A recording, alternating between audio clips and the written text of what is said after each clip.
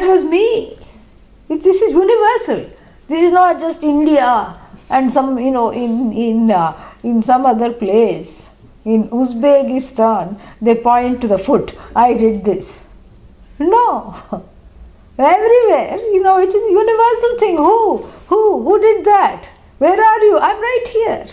I'm here. I'll take care of that. Don't worry, I'm here. This I always goes here. The hand always goes to the heart. So, that is all coming from the Upanishad itself. Manaha sanniruddhva, hridi, what is, you place the mind in the heart. This is very abstract and flowery. How to it's rather difficult to know how to place the mind and how to place it in the heart. What is going on over here? How to place it in the heart? Where is what is that? First of all, we had a nice discussion. Where is the mind? And we tried to do a dissection in the class, and the mind was not produced because it is not, it's a subtle thing. It's not an object or an organ, whereas the heart is what? Organ. So, sanniruddham manohridi. Do I put it in the heart? No. Here, the figurative heart, the emotional heart, the spiritual heart, and the heart as a seat, the heart of the matter, which is you, and the heart as a seat for that consciousness which I am trying to understand the truth of and understand myself as, that is the heart. It's not a literal heart, but it's the resting place of the mind is with the truth of myself. That is where the mind belongs, because that's where the mind emerges from. That consciousness is what is sustains the mind, and unto that consciousness the mind resolves when? I think you're already in that state. That's why you cannot answer. In sleep.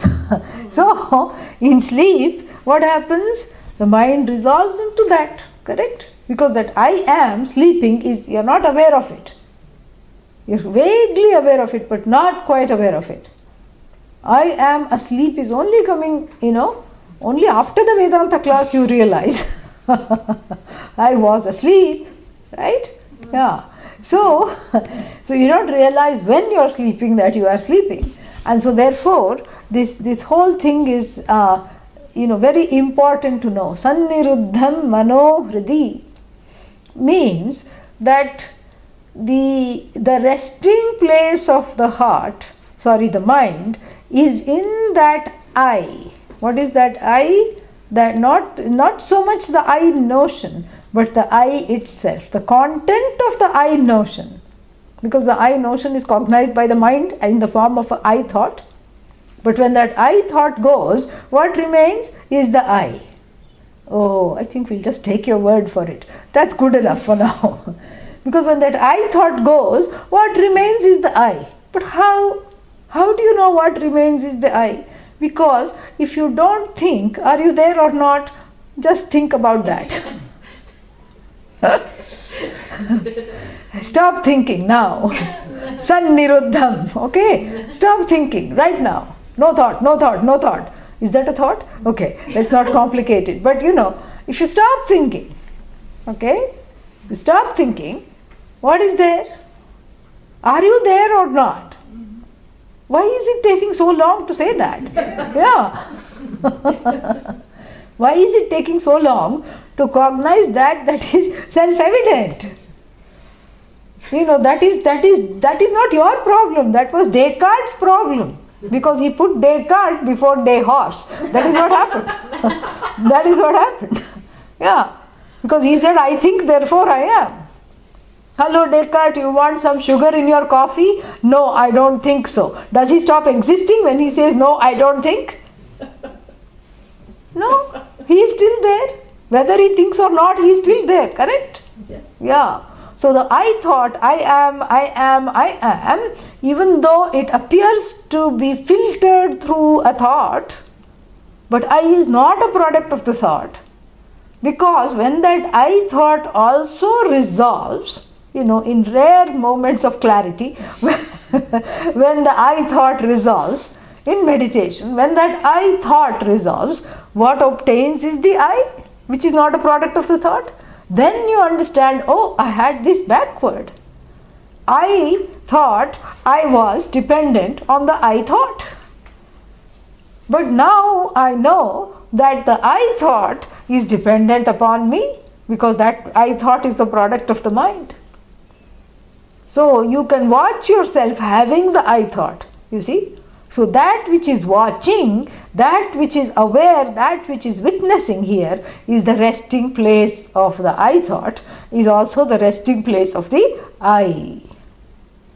So that's where the mind belongs. Interestingly, we find the same thing in Ayurvedic and ancient Chinese medicine.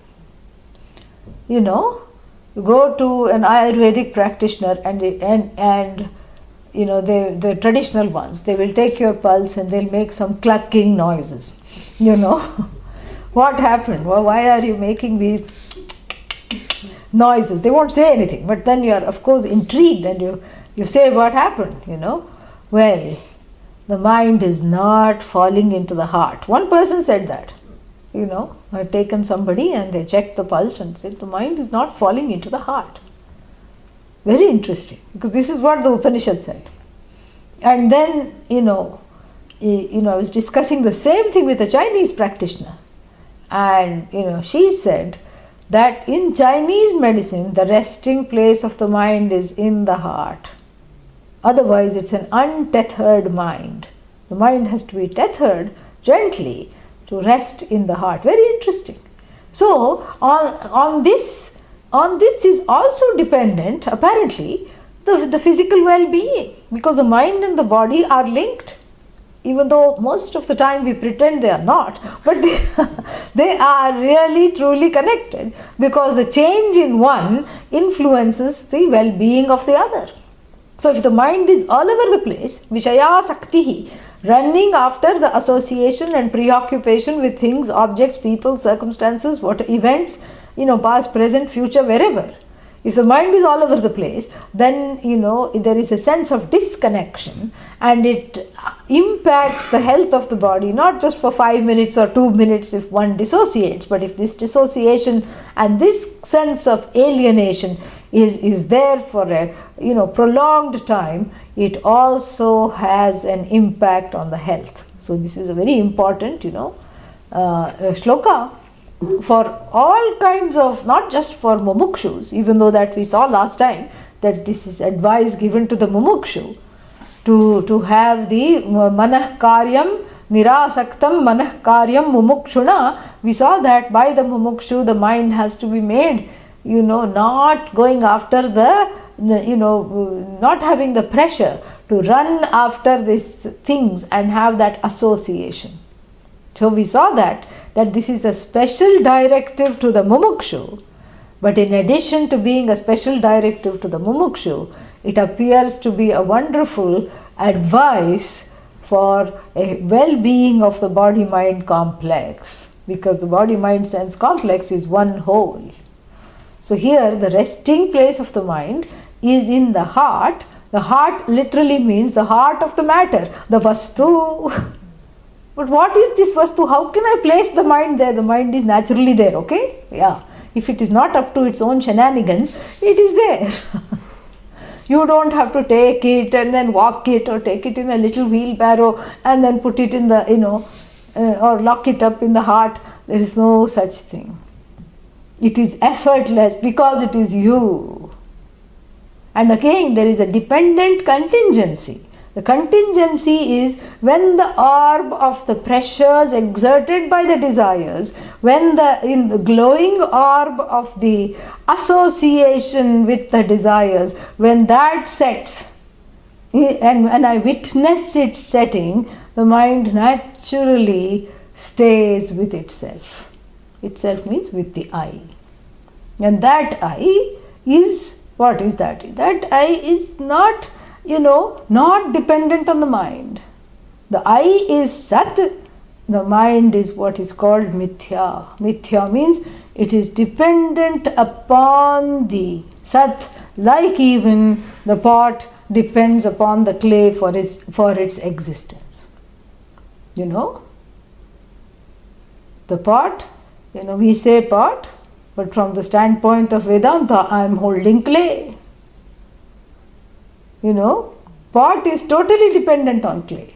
If I smell the pot, what I smell is not the pot smell, it's the clay smell. If I smell a brass pot, then that metallic smell is not belonging to the pot, it is belonging to the substance, which is brass or copper. And this is the smell of the earth, the clay.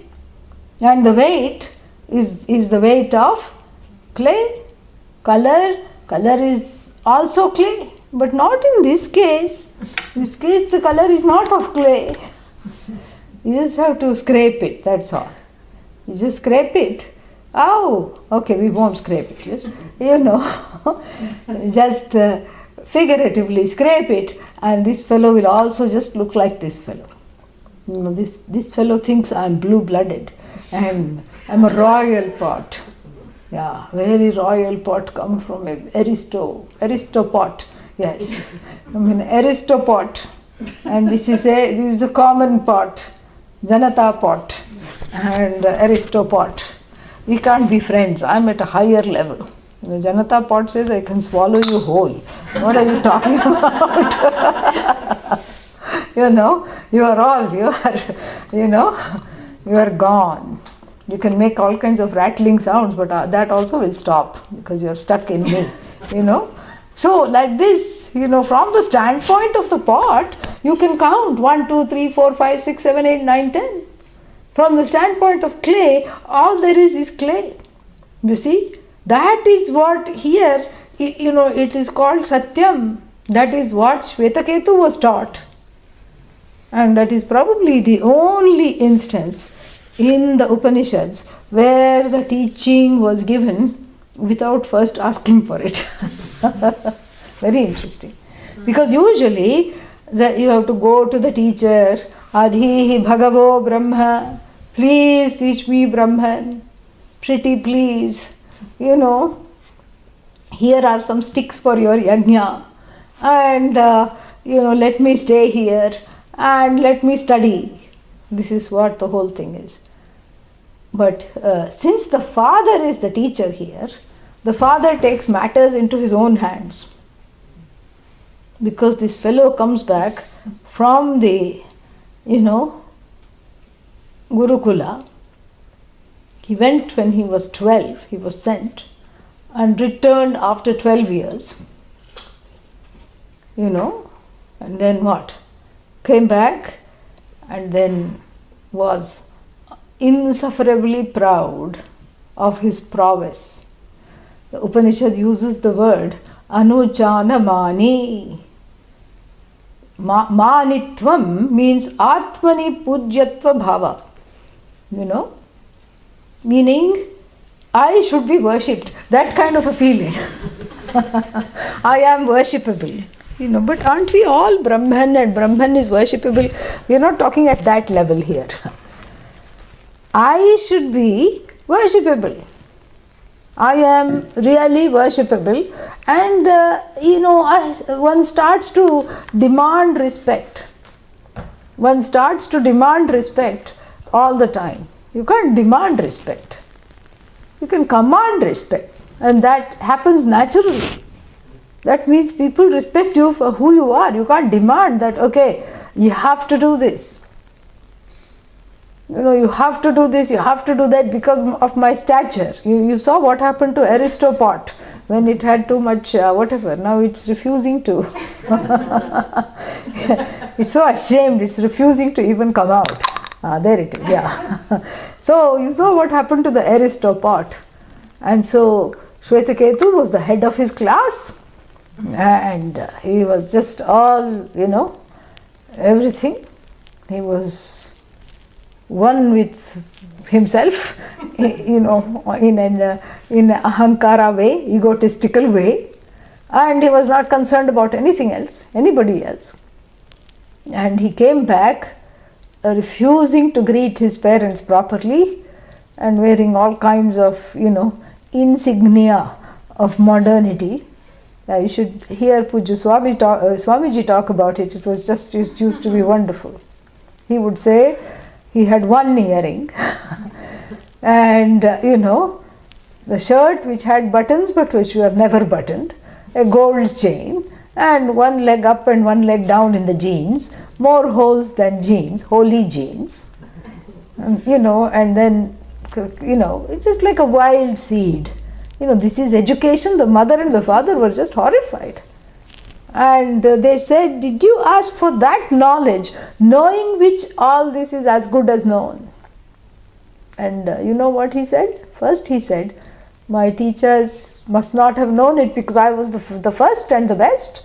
And if they had known it, of course they would have taught Shwetu. Who else would they have taught?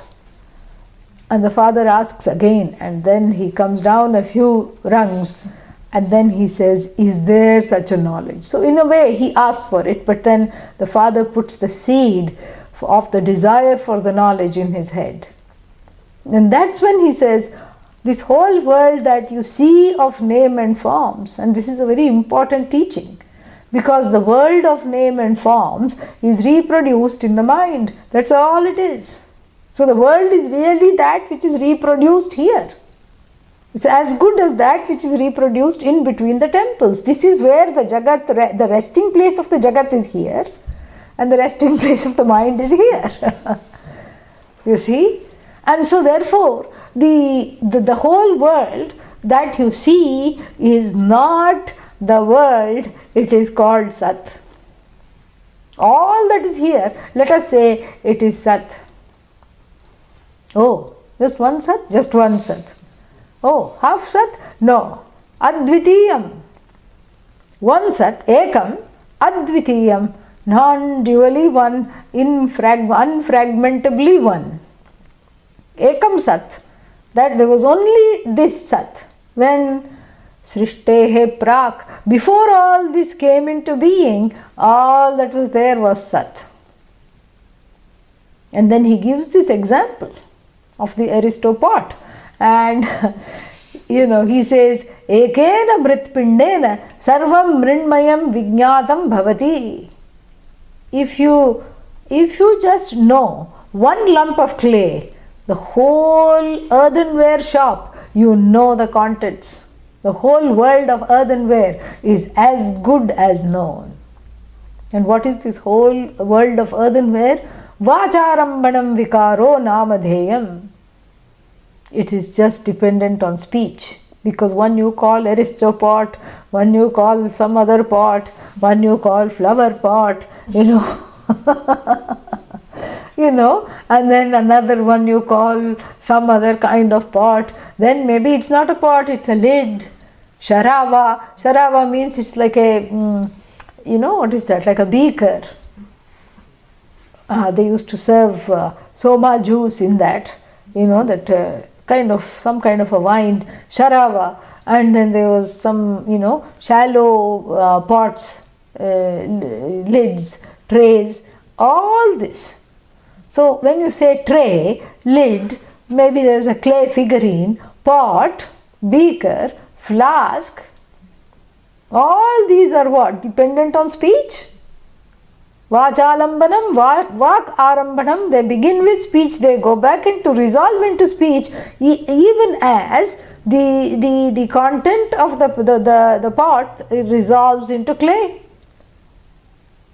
So in fact there are two resolutions taking place, really speaking. It's very interesting. So the world of names is resolving into one word, Sat, and all the forms are resolving also into that Sat.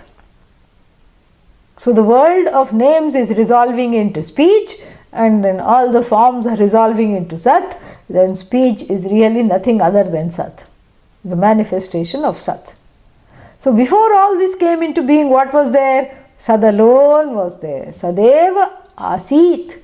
Oh, it was there and now it is not. No, now also it is there.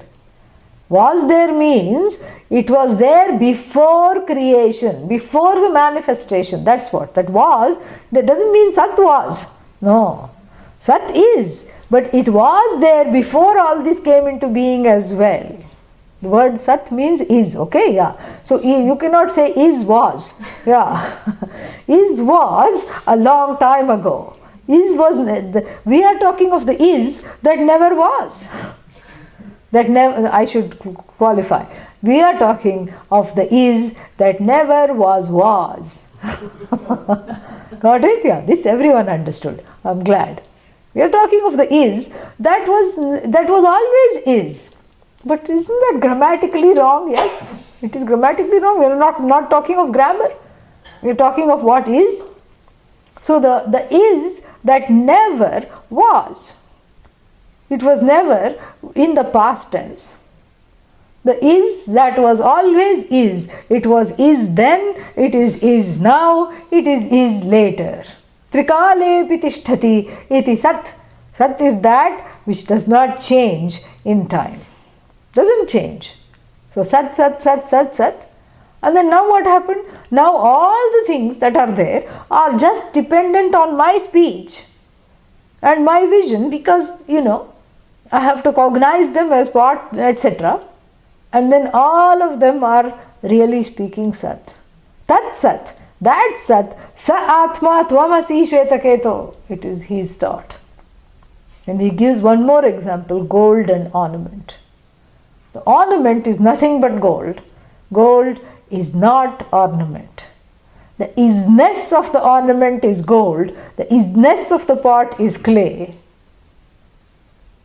And this is, so in relation to the clay, the pot is, the reality of the pot is called mithya, because mithya doesn't mean illusion or delusion. Mithya doesn't mean false.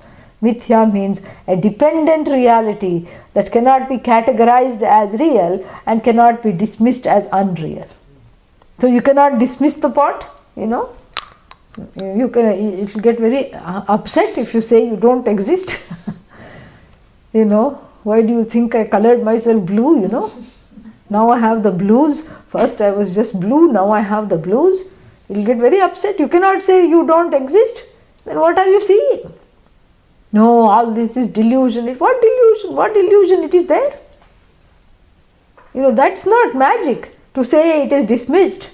To say it is clay, that is how you don't dismiss it, you transcend it by going to its source. So that is what it is. So it's neither dismissed, but can you affirm it and say the truth of the aristopot is aristopot? No, you cannot.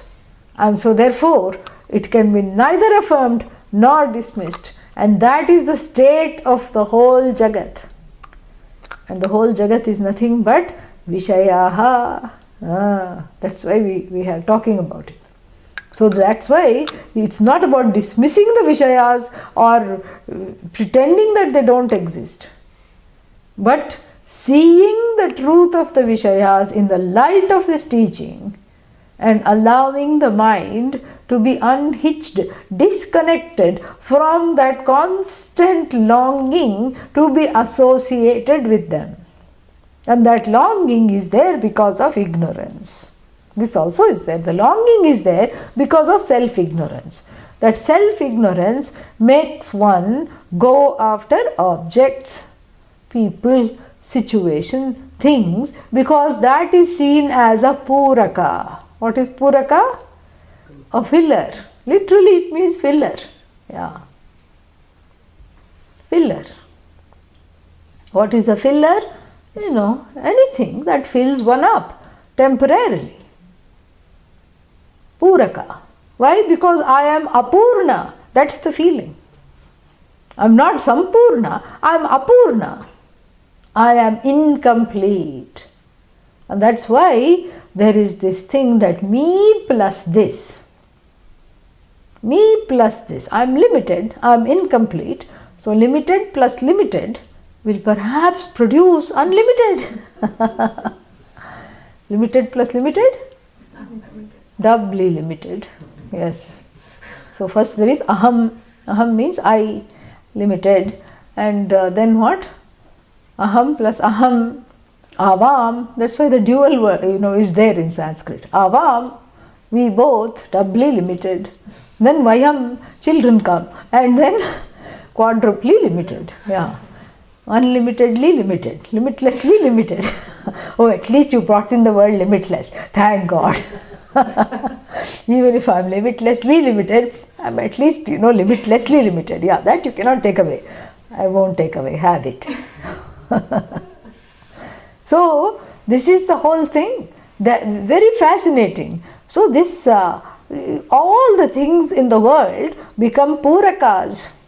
They complete me, or so the mind thinks, so I think. And then for these reasons, one makes a series of bad decisions from birth itself. Yeah, birth itself is a bad decision, but unfortunately that decision was already made earlier. Yeah. Many happy returns. Very bad wish. Yeah, so this, so this is what the whole thing is. And therefore, you have to, what is that? Reboot this whole thing. That the desire for Purnatvam, you have to look for when you are thinking of when one is thinking of oneself as Apurna. So the desire for Purnatvam has to be discerned, because otherwise one will keep running after, finite objects infinitely.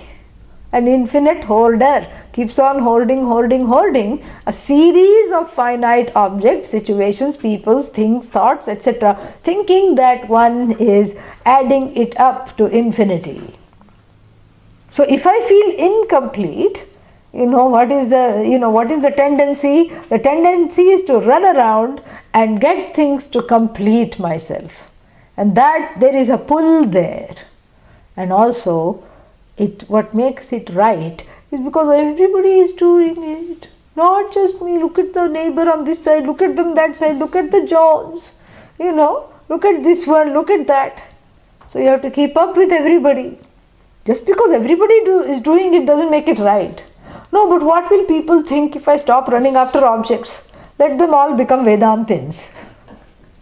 Let them think anything. Who cares? No, we have to live in society. Don't live in society.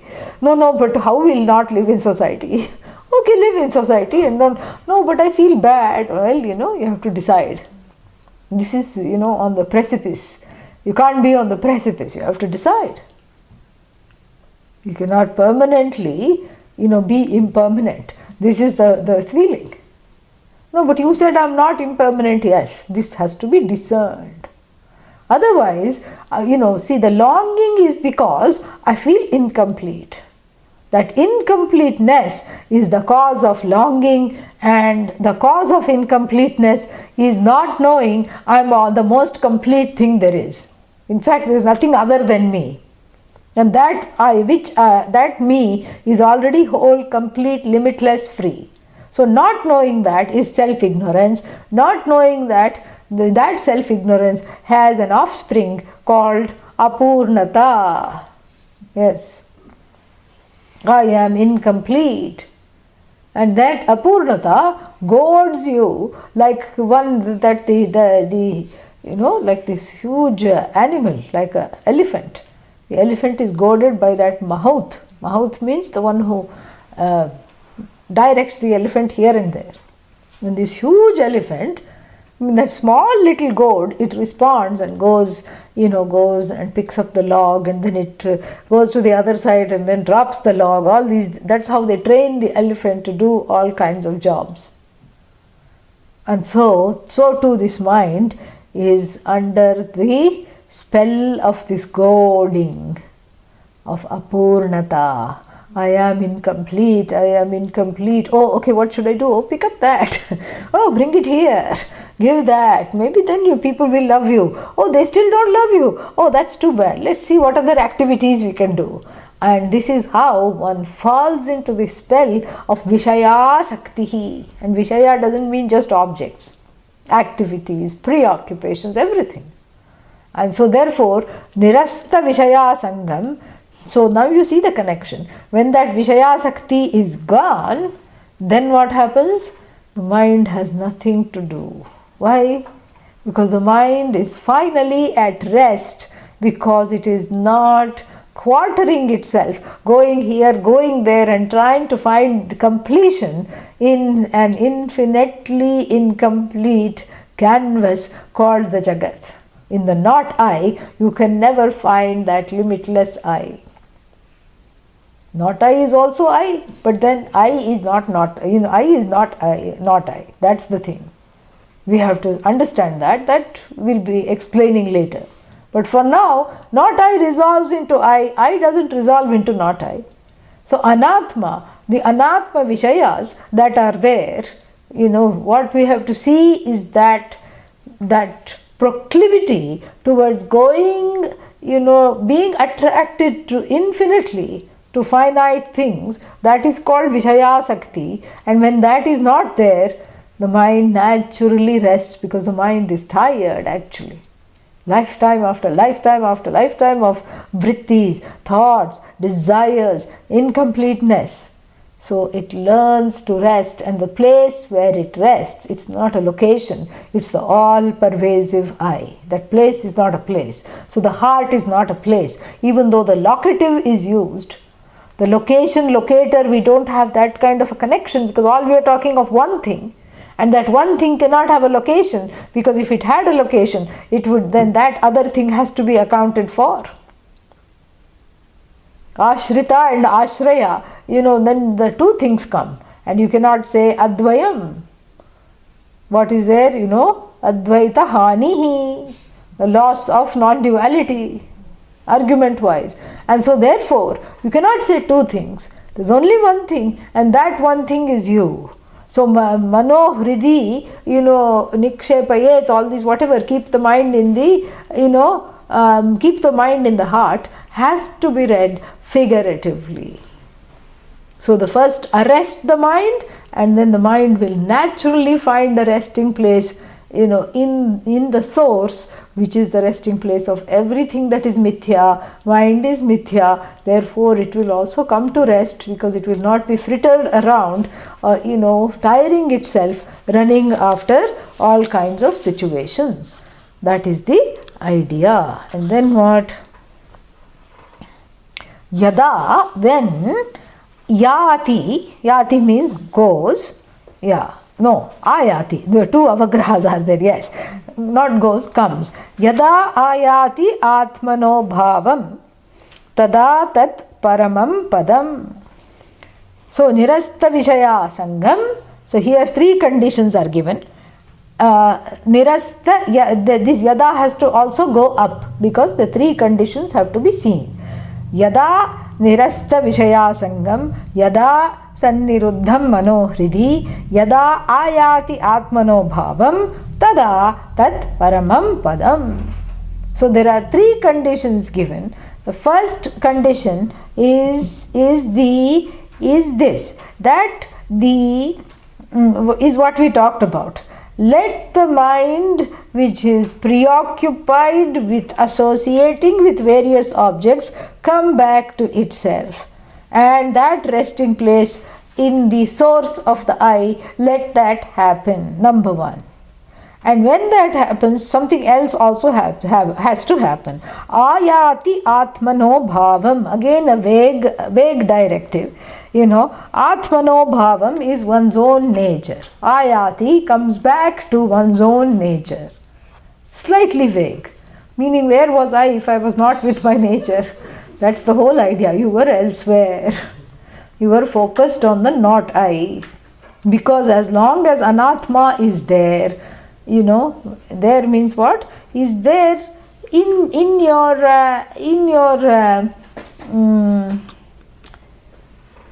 if you are preoccupied with anatma, atma will just defer and say, I'll wait till you have a better time, When there is a better time, come contact me.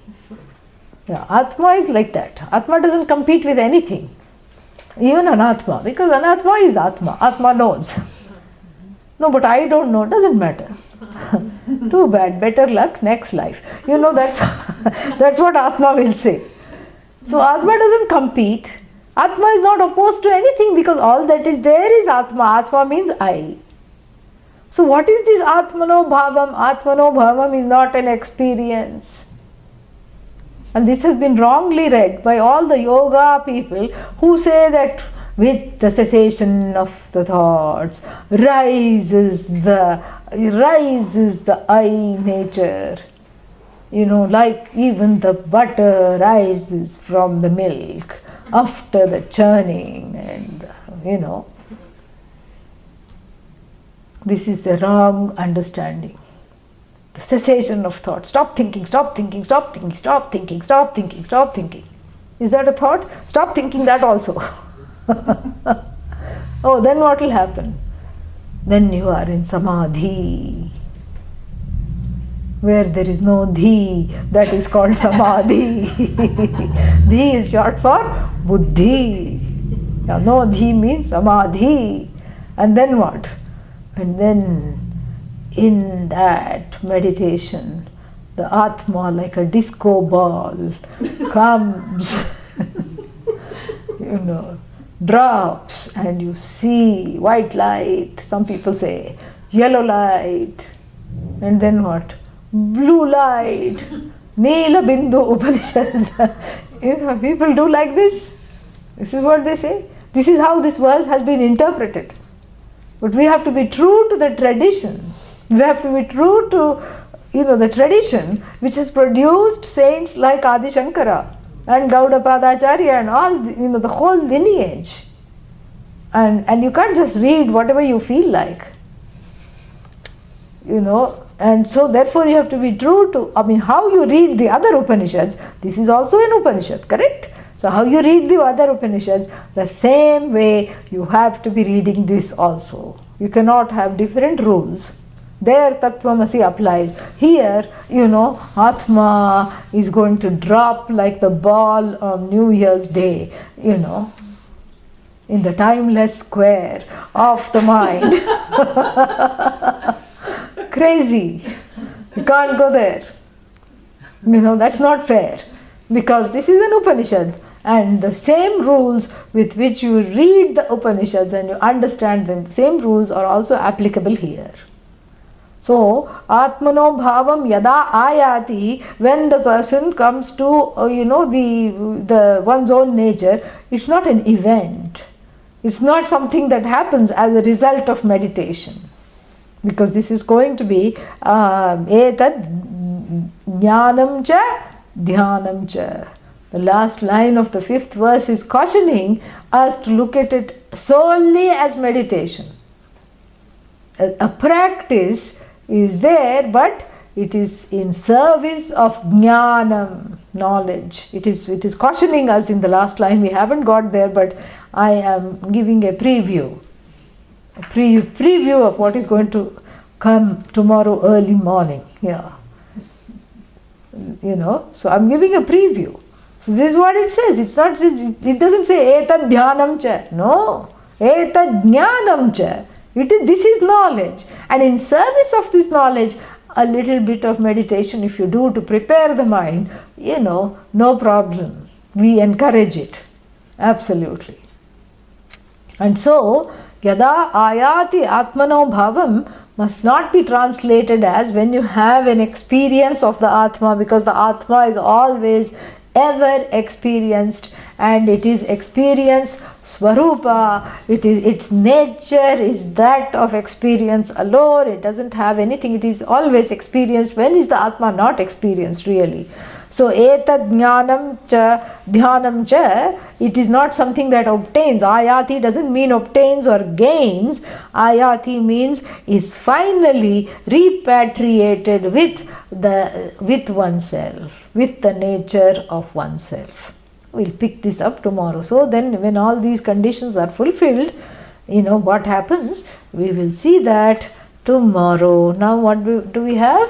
Meditation. Yeah.